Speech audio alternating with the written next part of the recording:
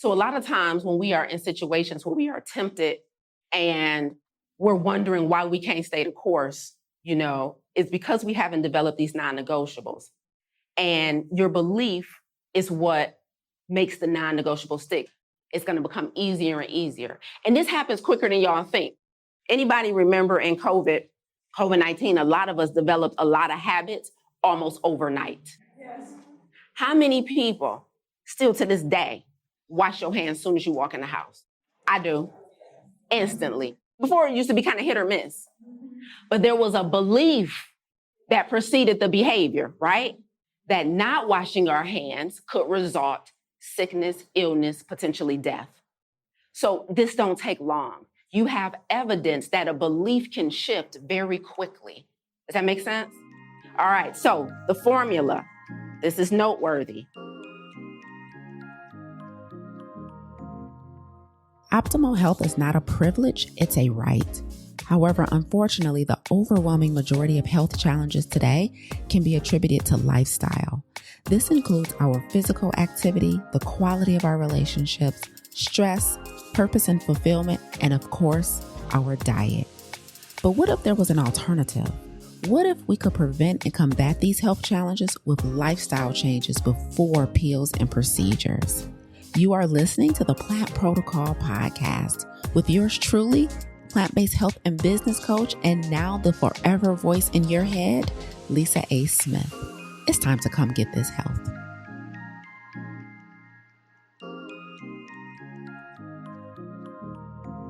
Hey, it's Coach Lisa, and welcome to episode number 115, live from Jamaica. During this episode, you're going to hear a keynote that I gave in Jamaica of last year. And during this keynote, I'm talking about habits. If you have struggled with developing and maintaining healthy habits on your health journey, this episode is for you. In this episode, I break down my unique formula for developing and maintaining healthy habits over time. And it's probably not what you think it is. So I hope you enjoyed this episode. This was recorded in front of a live studio audience in Jamaica. I was speaking at a retreat in October of 2025. And God bless the people in Jamaica, because I learned after returning home from Jamaica that the storm hit Jamaica really hard. And actually the hotel that we were in when I gave this talk is no longer there. So just want to say God bless to everyone who is listening, who has family in Jamaica, who was impacted by the horrible storms and climate event in Jamaica at that time. I hope you enjoy this episode.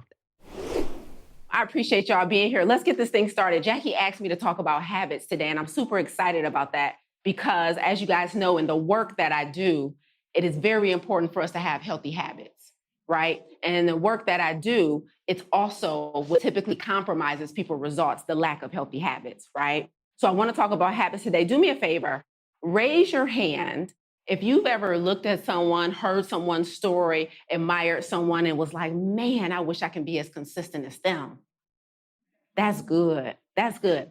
Do me a favor, raise your hand if you've ever looked at someone, talked to someone, heard somebody's story, admired them, and was like, whoa, I wish I had that much discipline. Yep. Raise your hand if you would be happy to find out that there was a recipe, a formula for discipline and consistency and good habits. You don't have to just be born with it. Amen, amen. Y'all are in the right place. I am going to give you a formula today for creating healthy habits. Now, I read a book several years ago by a gentleman named Charles Duhigg, and he wrote a book called The Power of Habit, right? And in this book, Charles proposed this mechanism called the habit loop. And Charles said that simply, made very simple, how a habit works is there's a trigger, there's a habit, and then there's a reward. That's what Charles said in the book. He said, that's the habit loop. He said, it's quite simple.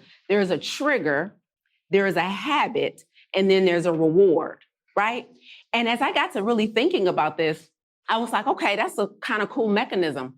But then I combined that with my 10 years of teaching, coaching, and speaking to real humans and listening to their behaviors and their struggles and their triumphs. And I'm like, Charles got it mostly right. But I think we need to add something to it, because in order to create a healthy habit, there's a couple other parts of the formula that we need to add. Does that make sense? Because healthy habits, unlike bad habits, healthy habits take a little more energy. Healthy habits take a little more activation energy to park into place. Does that make sense? Have you guys experienced that? It's just a little more harder sometimes to wake up every day and exercise. It's a little harder sometimes to eat like you got some sense every day, right? It's just a little bit harder sometimes to save the money, it's just a little harder sometimes, right? And I'm like, Charles, I don't know. I get it, trigger, habit, reward. But as I was thinking, I think there's something else that's missing from that formula. And as I thought back to all the people that I've talked to and that I've coached, what I realized is the fundamental thing that's missing from his mechanism is that in order to form healthy habits, it has to be preceded by a belief. See, Charles told us what happens in the physical, but as I got to thinking about it, because I like to break stuff down, like I like to think like a scientist, I realized I needed to know what happened in the psychological realm. Because most of us, I'm sure, we have developed a habit of wearing our seatbelt, have we not? So what's typically for us, the trigger is just getting in the car. And it's followed by the habit of buckling up, and we get the reward of safety, right? And I'm like, okay, that makes sense. That makes sense for that. But can it be that simple for eating right, for movement, for rest, for sleeping, for breath work? Is it that simple, right? And when I realized, I said, oh, all the healthy habits that I've personally developed over the years, before it even got to a trigger, it started with a belief. So the groundbreaking news that I came to here to tell you today is if you want to be more consistent, it has to start with conviction. Consistency follows conviction. Behavior follows belief. If you want to change your habits, we change your beliefs. Does that make sense? Yes. Okay, so let me go a little deeper. So I was like, dang, when we think of habits, we typically think they're automatic. We think habits are automatic, like, because when we think habit, we think it's just something you do and you ain't got to think that much about it, right? And while we would love to wake up every day and drink our water, go into our prayer, our meditation, our breath work, our devotional, our workout, we would love to be kind to others. We would love to save money like we're supposed to. We would love to help old ladies across the street. We would love to do hard things. We would love all of that stuff to be great habits. But I realized that all of that, because it's not natural, right? What's natural was the easy stuff, like eating the junk food. What's natural is Netflix and chill. What's natural is just going along to get along. But the stuff that really moves our lives forward and transforms us, it takes more effort from the average human, right? And so as I was trying to put this all together, I started thinking about how I did it. So let me give you guys an example. In maybe 2000, no, it wasn't 2011. I can't even remember the year, y'all. It's been so many years, but I don't eat sugar anymore, right? I don't eat sugar anymore. And when I was eating sugar, it followed the mechanism that Charles taught. There was a trigger. I was in my feelings. There was a habit, a donut, and there was a reward, temporary relief, right? And so when I was like, that definitely works. But I had to think about, well, what did I do when I stopped eating sugar? Like, how did that look when I stopped eating sugar? And I realized when I used to, because I speak so much, and because I teach so much, and because I coach so much, and because what I do is based in science, I have to always have access to the information. And what began happening when I was teaching, I would be on stage and I was speaking, and people would ask me questions, and I'm trying to deliver information, and I would have lapses in my memory. And I realized it was because I had that glass of wine the night before. So somebody will book me to be on their stage, and here I am trying to prepare a talk so that I can deliver my best work. And I'm like, why I'm struggling with concentration?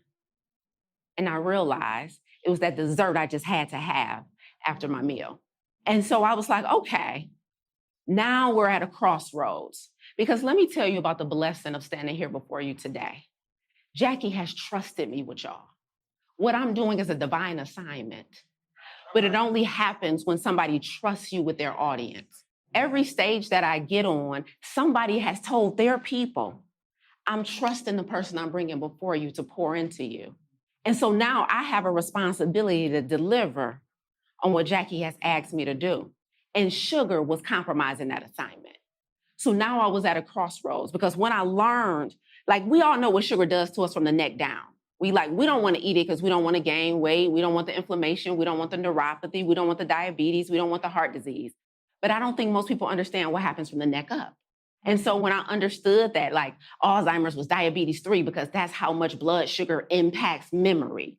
When I understood better that your ability to concentrate, your executive functioning, your problem solving, even your emotional regulation was impacted by sugar, I realized I could no longer have it. So the question became, Lisa, how did you develop a healthy habit of refraining from sugar at all times? No, I'm serious. Like I can be on a resort that's all inclusive. Amen. 24/7 access to desserts at every buffet. All right. I can be at a resort that's all inclusive where they got tequila sunrises for breakfast. Right? I can walk amongst donuts and sugar and cakes and pies and not touch it. And that's not because God blessed me with an extra dose of discipline or consistency. It's because I developed conviction. Once I understood that sugar compromises my assignment, once I understood that sugar compromises my spirit of excellence, it was easy to stop eating it. Does that make sense? Yes. Conviction is how we are consistent, not willpower. If you want to change your habits, you change your beliefs. See, because if you believe that it's not safe to speak up, you will create a habit of muting yourself in life. If you believe that breath work can really regulate your nervous system, you will create a habit of breathing every day. If you believe that movement keeps you alive, you will create a habit of movement. If you believe that eating like you got some sense can heal the body and reverse disease, you will eat healthy every single day. If you believe, then the habit will follow. Does that make sense? And so all of us that are here before you today, Patrick, Nicole, myself, if you believe that community and exposure transforms your life, you would just create a retreat every year. I need y'all to understand what we do and how we think is a reflection of what we believe first. Our habits are dictated by our beliefs. So now I want to give you a new formula. So I told you, Charles gave us one. I wasn't that pleased with it. I felt like we needed to enhance it because working with you guys, I know that beliefs have to precede this thing. Okay, so beliefs are part of the equation. So I'm about to give you a new formula. This is noteworthy. Hey, podcast listener, it's Coach Lisa. So you've probably heard me say this on the podcast or somewhere online that my health is my competitive advantage in business. And if you're a leader or entrepreneur or up-and-coming leader or entrepreneur, I want you to imagine what would change if your health became yours too. Since 2016, I've taught a system that has helped hundreds of individuals just like yourself completely transform their health, their energy, and their clarity without burning out or losing momentum in their work. That system is called Farm to Table. It is our signature plant-based coaching program designed specifically for leaders, change makers, thought leaders, entrepreneurs, founders who know they're called to more, but they need their body, mind, and focus aligned to live in radical obedience to that assignment. Inside of Farm to Table, we walk you through the exact framework I personally use to lose over 60 pounds, gain extreme mental clarity, and unlock a new level of discipline and focus in my business and in my life. And here's the part I really want you to hear, because this is huge. This year, 2026, will be the final cohort of Farm to Table that I will personally be teaching. After nearly 10 years and hundreds of transformations, this chapter is closing. So enrollment is officially open now through February 16th. And if you've been waiting for the right moment, this is it. Your health should not be a side project. It should be the foundation. So I hope to see you inside of Farm to Table. Click the link in the show notes to learn more about what you can expect and to join us. This is your formula. Y'all ready? Okay, pens, pencils, phones, wherever you're going to write this down. This is noteworthy. Here's the new formula for how to create a habit. The first is going to be the belief. It's going to be the conviction. And that comes from exposure. That comes from learning new things, right? That comes from new information. That comes from community. That comes from being in ecosystems with people who have already done what you're trying to do. And you can attach yourself to what we call a possibility model. Somebody who's modeling what you're trying to achieve. So the first step in creating a healthy habit is a new belief. It is not willpower. It is what I'm currently believing is not working for me. So the next time you are talking to the experts, before you ask them what to do, before you allow Patrick to write you a personalized plan, before you have Nicole walk you through more breath work, the first question you want to ask them is, what do I need to believe? Tell me what the people who you work with that are successful, what do they believe that keeps them consistent? Does that make sense? Okay, because when I believed that every time I ate sugar, it compromised my performance, my excellence, and my assignment, I stopped eating it. I already knew what it did from the neck down, but I'm like, I can afford a little cookie, right? People will look at me and say, you can afford a cookie. Nah, I cannot. I got a message to deliver because I don't think y'all understand. It not only compromises my memory, it not only compromises my ability to concentrate, but it compromises my hearing. Oh, not audible, spiritual. All right now, all right now. Because let me tell you how I create my talks. So Kiwi is my right hand. Y'all know that by now, right? So she knows that, like, you can book me months in advance, you can book me a year in advance, but I'm not really gonna know what I'm gonna say on your stage till about 24, 48, 72 hours ahead of time. And so Kiwi knows around the time that God talks to me for what I need to say on the stage, right? As a matter of fact, we was on the plane ride here. We was on our first flight from Houston to Atlanta. We had a layover in Atlanta. And Kiwi was like, God, give you the message yet? I said, it's coming, right? Right? She already know. I was like, he gave me a little tidbit on the first flight. I'm flushing it out now. And then I had the rest of it by the time. Okay, she like, okay. But what used to happen is when I ate sugar, my hearing was distorted. So some of you guys are looking for answers for things. You're praying for the clarity and the revelation. And I'm telling you, developing healthy habits starts with your belief, and you got to be able to hear from God. When the channels are clogged, you can't hear clearly. Does that make sense? So I'm telling you, everything starts with, I need to believe that every time I put this foolishness in my body, I need to believe that every time I decide to be sedentary, I need to believe every time I decide to overwork instead of resting, I need to believe that it compromises something. And my conviction has to be stronger than the temptation. That means I can walk on an all-inclusive resort and not touch nothing. And I'm not struggling to not touch it. Because I knew if I had dessert or a drink yesterday, I was gonna come in here and not be my best self. And not to brag, but I've been doing this a long time. Here's the worst part about it. You guys wouldn't even know I wasn't doing my best because I've developed mastery. But I would know. I'm not clear. I'm not in a moment. I'm not in flow, right? And that's the danger of having mastery, because you can get up in front of people and they won't even know you're not giving your best. But that's why one of my core values is I live with integrity, right? All right, so the formula, this is noteworthy. The first is belief. I have to change my beliefs. The second step, there's only 4. The second is after the belief becomes a non-negotiable behavior. Habits ain't just habits first. Habits is what we call them when they've matured. When they're in infancy stages, they're called non-negotiables.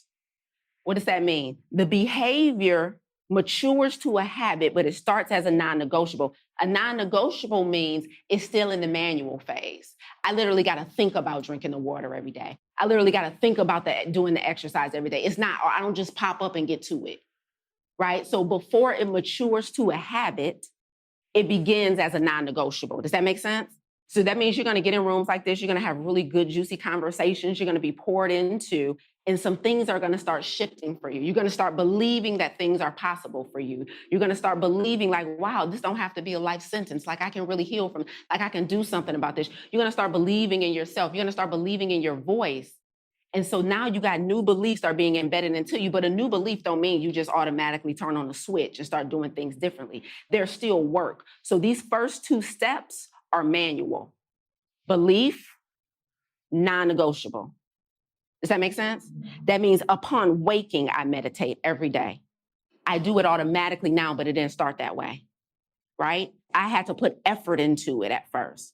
But then here's what happened. When you do it consistently using effort long enough, you look up one day and now it's a habit that you don't have to think about anymore.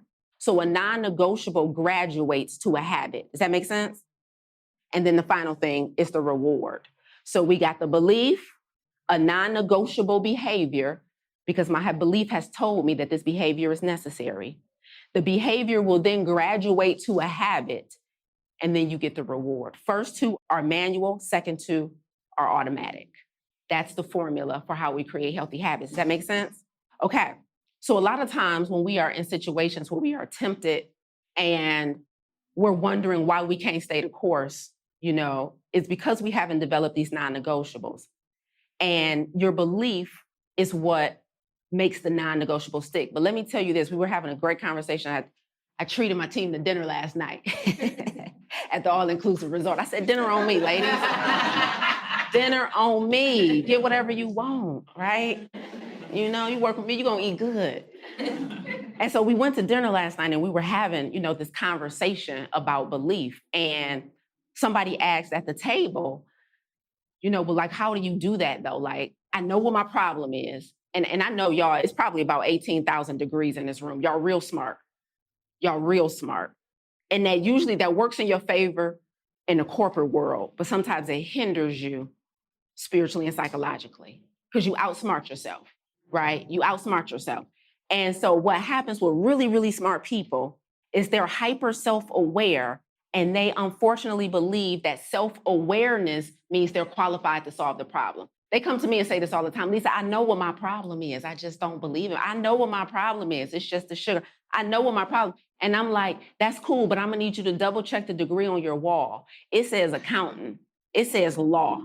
It says doctor. Even though you're self-aware, that don't mean you're qualified to solve the problem, right? So what I said all that to say, last night when we was at dinner, right, we were having this conversation and we were talking about what our challenges were. But then somebody asked, but then now what do we do? And I said, oh, you got to stay close to the fire, right? You think because you have been in rooms like this and you've heard information, you are confusing comprehension with embodiment. That means I understand you very clearly, Lisa, when you tell me that sugar does this to the brain. I understand you very clearly when you tell me I need to get all that saturated fat and excess oil out of my diet. Like, I understood, like I conceptually understood when Nicole taught yesterday about breath work. But the reason we don't go out and do it is because then we remove ourselves from the fire because we think because I understood it, because I comprehended it, that meant I embodied it. Embodiment is not the same as comprehension. Comprehension is what happens when you're smart. You guys are super smart, right? So you get this information. It makes sense to you, write it down, and y'all be bold enough to repeat it back to other people. Ain't lived it for the first, but you like, no, let me tell you what you need to do, right? Because y'all super smart. So when she asked me, but how do I then get this new belief to override this current belief that's hindering me? I said, you gotta stay close to the fire. That means you gotta stay in community, right? You need to be a part of your local girl track. Like, don't think as you understand why walking is important, that you can then go remove yourself from the ecosystem that does it. Does that make sense? So how do I change my beliefs, coach? I stay close to the fire until I've embodied it, until the non-negotiable has graduated to a habit. That makes sense, everybody? Because look, my belief's so strong. Like y'all, I know y'all done seen Kiwi's muscles, but my convictions out-muscle any trigger that ever could exist. Your convictions and your beliefs have to out-muscle temptation. Does that make sense? That means I can sit amongst it, I can be around it, and I'm not tempted at all. I don't care what it is. Your convictions have to out-muscle the temptation. So we got the formula. We know it's beliefs. We understand that we have to be in ecosystems. We're not just learning information, but we're staying long enough to embody the information because comprehension and embodiment are two different things, right? We understand that we then have to create a non-negotiable habit, and a non-negotiable is going to take activation energy. It's not going to be automatic just yet. But when it's paired with that belief, it's going to become easier and easier. And this happens quicker than y'all think. Before we wrap up, I'm going to prove this to y'all. This happens way quicker than y'all think. Anybody remember in COVID-19, a lot of us developed a lot of habits almost overnight. Yes. How many people still to this day wash your hands as soon as you walk in the house? I do. Instantly. Before it used to be kind of hit or miss, but there was a belief that preceded the behavior, right? So what happened is we were all immersed in the same occurrence, and we all adopted very quickly a belief that not washing our hands could result sickness, illness, potentially death. So this don't take long. You have evidence that a belief can shift very quickly. Does that make sense? This doesn't take long to happen, but that's because we were all immersed in that content together. Stay close to the fire. Does that make sense? Yes. The closer you are to the fire, the quicker the belief becomes embodied, the quicker the behavior becomes a habit. Because I can. Yes. Look, the closer you stay to the fire, the quicker the belief becomes embodied, and the quicker the behavior becomes a habit. Right? No sugar on display. So you stay connected to the community, right? You do not stop engaging. You do not stop showing up just because you comprehended everything, right? Also, so you got community is one way to stay close to the fire. And then another way, Vanessa, is you latch on even more intimately to a possibility model. All right. Right? So who's modeling what you want to do? Who was the young lady who was like, I'm gonna have my own retreat? Is that Pete? Right there? Okay, when we did the girl track walk, right? She came in front and was like, I'm gonna have a panel. So who should she be close to? Jackie. It's a possibility model, right? Who's doing what I wanna do, but more importantly, because what you're not modeling their behavior, y'all, you modeling their beliefs. So the first thing she should ask Jackie before, how do I create something like this? She should ask her, what do I need to believe? Let me model your beliefs before I try and model your behaviors. Anybody else tried to model somebody else's behavior and couldn't quite get it like they had it? Because limiting beliefs are roadblocks. So Jackie could give her the blueprint, but if she happens to believe I'm not good enough, I'm not smart, not enough people will listen to me, nobody will pay me for anything, and she's not gonna execute. So it's not enough to have the blueprint and the strategy. You first have to have the conviction. Does that make sense? So this stuff don't take long. It don't take long. Listen, let's wrap this thing up. I was on a flight a couple weeks ago, right? Now I'm late to the party. And I, for the first time, saw Luther Vandross documentary. Why y'all ain't tell me? You ain't seen it? Man, I'm so slow, Janelle. When I watched it on Delta, I thought it had just dropped because I hadn't heard about it. So I'm like, this must have just came out this week, right? It's called Never Too Much. Excellent, right? So I'm watching this documentary and I'm like, dang, this must have just came out. Now I'm like, let me go to YouTube, see what they saying about the documentary. It's comments from a year ago. I was like, this has been out that long, right? I'm slow, right? And so anyway, I'm watching it and it was very interesting learning about Luther. And we all know he struggled with a lot of things most of his life. You know what I mean? He struggled with a lot of things and he had a lot of challenges, especially with his weight and eating and emotional eating, but also with his identity and not feeling safe to be public about who he was, right? And I'm like, man, the amount of stress that brings upon you, the amount of stress. Luther said he thought about food from the moment he woke up to the moment he went to sleep. That was his comfort. When you are emotionally distressed and internally in battle, right? And you feel like you go out in the world every day and you self-betray, you betray yourself, it causes an exorbitant amount of stress. And chronic stress kills. It has the potential to take 3 to 5 years off your life. And so Luther was trying to eat his feelings because it wasn't safe to be who he wanted to be. And then he had this pressure from his industry. And then he was performing in a time, we still in a time where, being Black in that industry, you was getting robbed. And Luther was going through it privately. The amount of stress. So what am I saying? I'm saying that when you get the belief and the conviction, and then you develop the habits, but then you are flip-flopping with the habits and you are in and you are out and you are some days and maybes, that's a form of self-betrayal. And that form of self-betrayal will slowly eat away at your confidence. And when that slowly eats away at your confidence, it starts allowing those intrusive thoughts and those limiting beliefs to creep in about what you're capable of and what's possible for you. So every time we know what we should be doing, And we've decided that in that season of life, it's best for us to do that thing. And we don't do it. That form of self-betrayal will compromise everything else you're trying to do. Does that make sense? Yes. That makes sense. So listen, Luther was like, I love it. This is my favorite part. The interviewer asked Luther, they said, Luther, out of your whole catalog, what is your favorite song that you ever did? They asked Luther. He said, Any Love? And the interviewer said, well, why is Any Love your favorite song? Out of all the songs you done made and all the hits you done had. And he said, because when I wrote that song, it was exactly where I was in life at that time.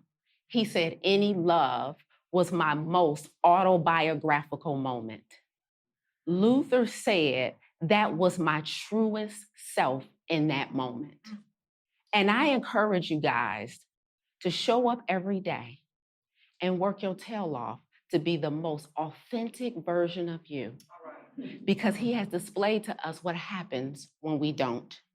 And so I want you guys to understand the power of developing habits, but adhering to those habits, not betraying yourself.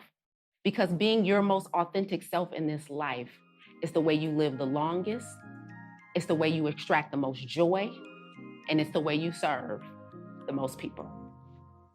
You tuned in today because, like me, you refuse to let your good become the enemy of your great.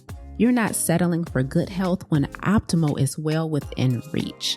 If you're ready to go from good to great, visit lisaangelsmith.com to learn more about our plant-based health coaching program, Farm to Table, and our plant-based business accelerator and coaching certification. But before you go, if you enjoyed what you heard today, please consider rating and reviewing this podcast. Until next time, remember, radical obedience is still undefeated. Stay obedient.